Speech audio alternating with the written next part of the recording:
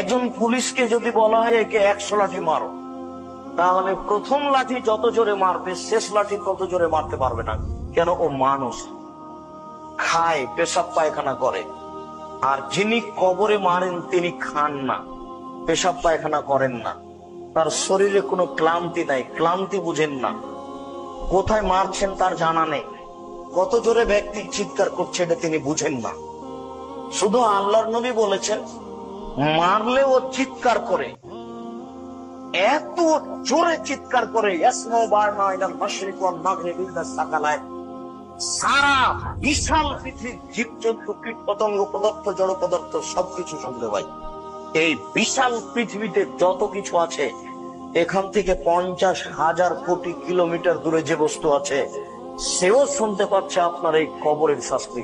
আপনাকে বুঝাতে পারবো কবর কত জটিল। কবর যত কঠিন কিয়ামত তার চেয়ে অনেক বেশি কঠিন। কিয়ামত যত কঠিন জাহান্নাম তার চেয়ে অনেক অনেক অনেক বেশি কঠিন। এই বছর আমি কি দিয়ে বুঝাই আপনাকে কিয়ামত কত কঠিন।